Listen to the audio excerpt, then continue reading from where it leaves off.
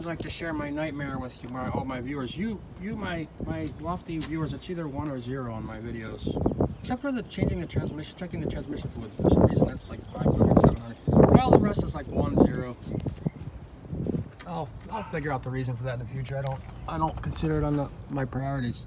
This is called changing the front catalytic converter. Now, as you know, I changed these connectors so I could disconnect them very quickly, easily for a nickel.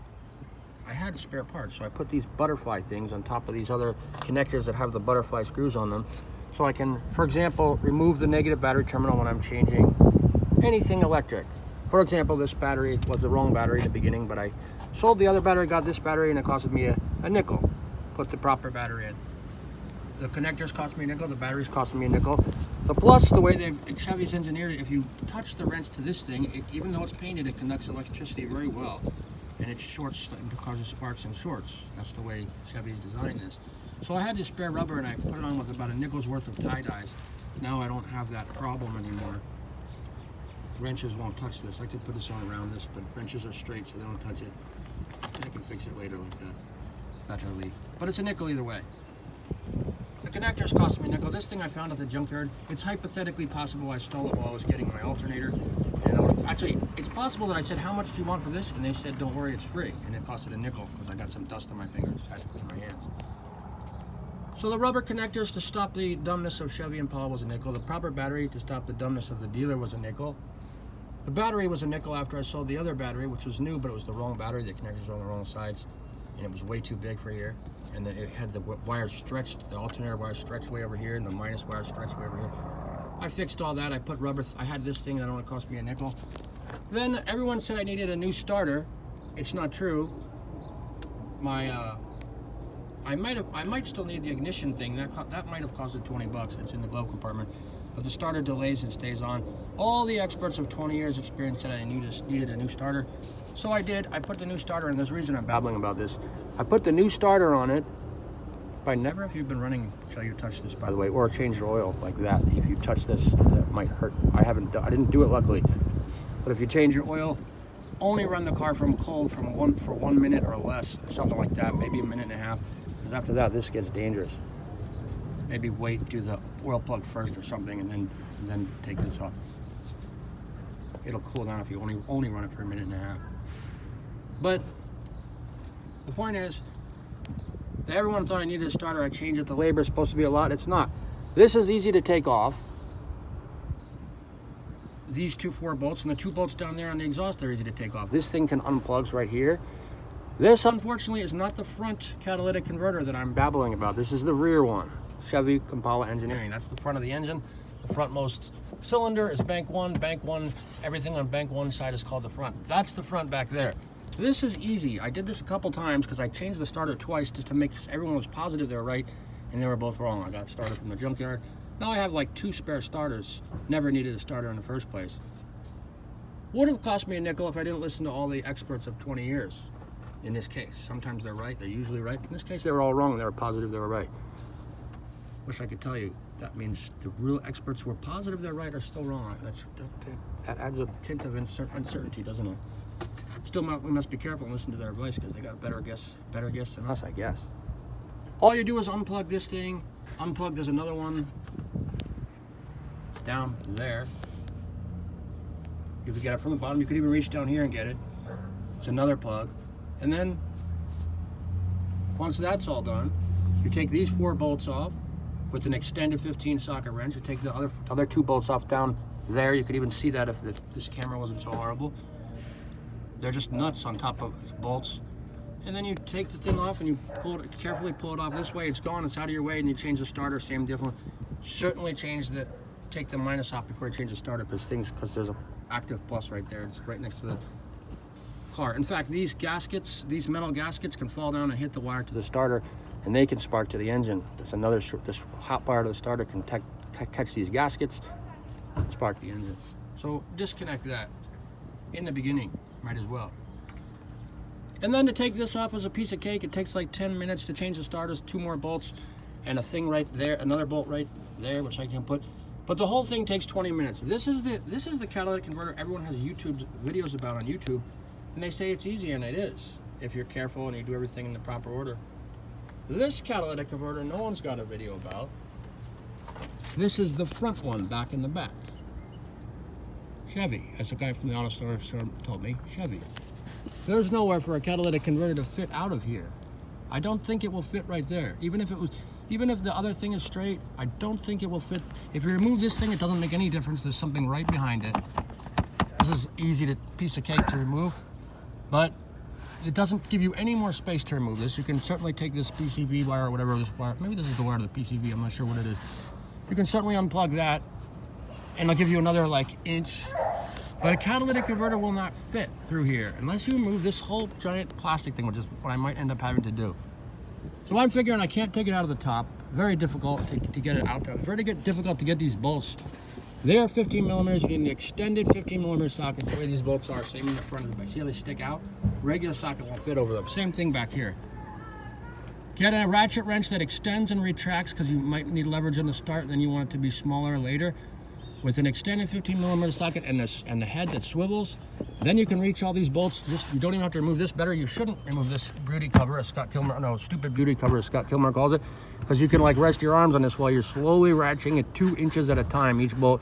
Luckily, once they get pretty loose, all of a sudden they become really loose and you can do it by hand much quicker.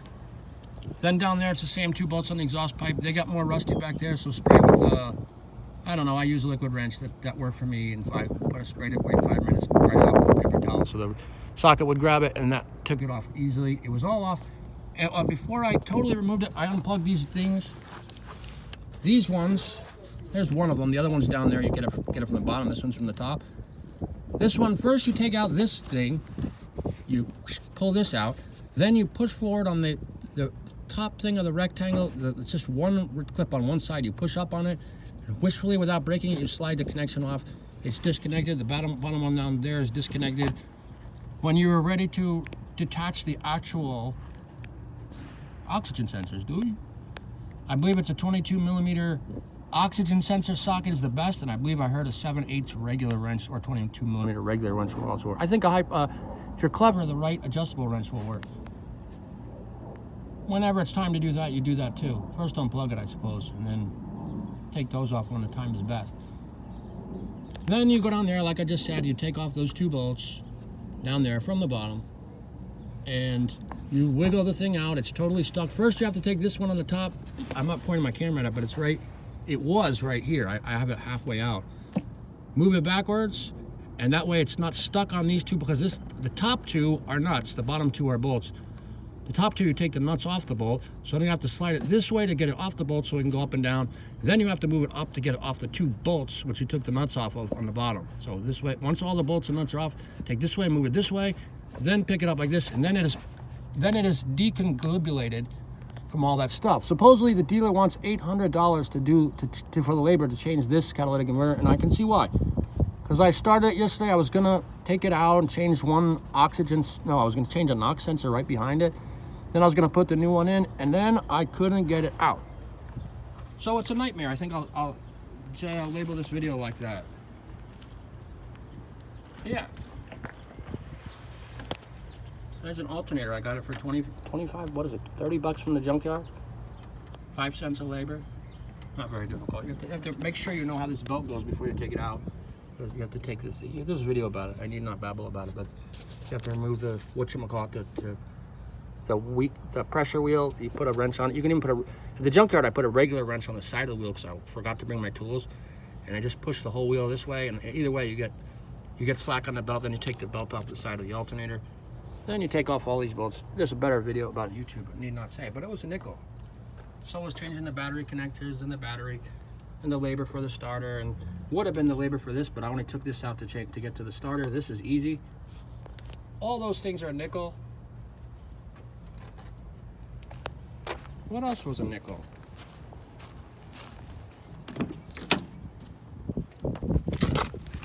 When your car buzzes, it's one of these 4 thingamajigs back here underneath this. The dealer wants $800 to do one of them or something ridiculous.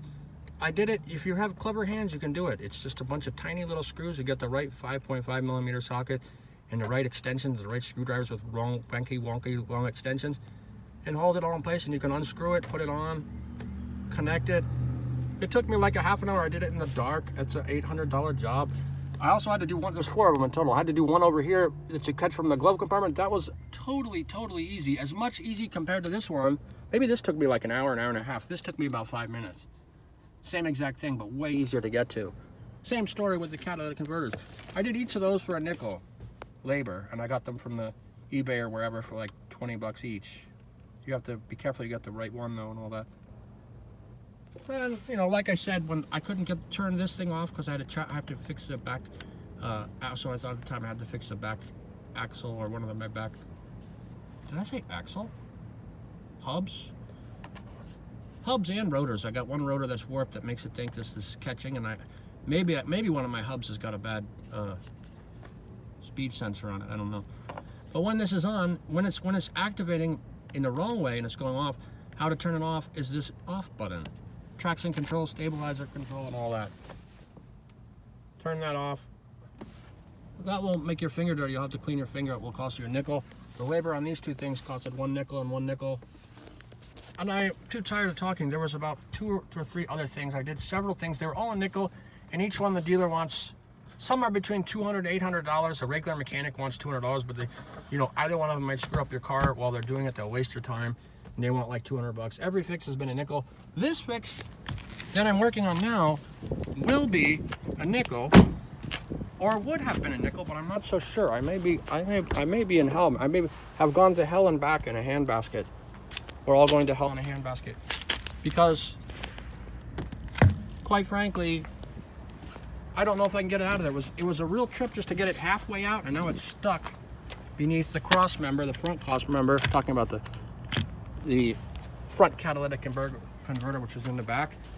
It's stuck, sticking out, and I will show you a picture of that just to show you what a total nightmare it is. That's why no one makes videos about that. I looked. Hopefully someone would know if you have to take it out of the top or the bottom, because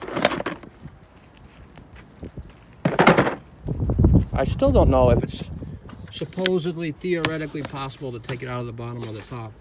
If I can't get out of the bottom of the thing, my next thing I'm going to do now is take a scissor jack and tilt the whole engine forward and see if that gives me enough play that I can slide the thing out of the bottom. If I can't, maybe I'll wiggle it all the way back up to the top and reattach the whole thing. The wrong one, the one that doesn't work, so I don't have to pay for a tow truck to a mechanic who will rip me off. But just like the guy at the auto dealer told him, I told him what happened because I was trying to buy a oxygen sensor socket, and he said, "That's Chevy for you." He knew.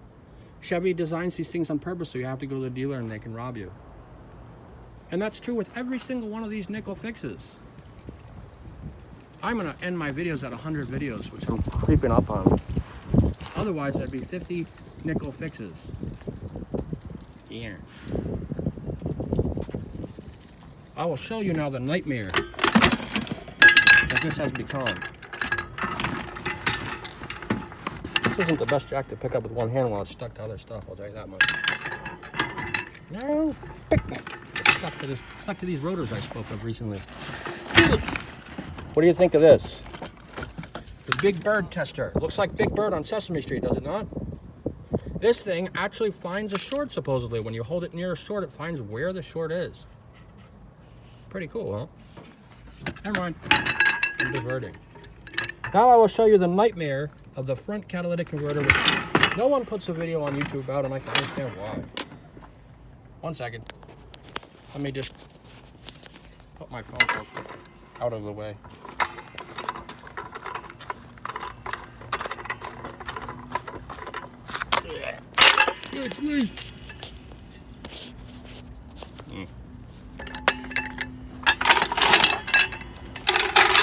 By the way, you should never just jack up your car and not use jack stands. I'm doing it right now, but at least I know it's stupid for whatever that's worth. If the car suddenly falls on me, I'll turn myself sideways really quick and be at a place where it doesn't crush me. That's the general plan. Yeah, that's the rough plan. Might bruise me really bad or break a bone or something. Won't be fun.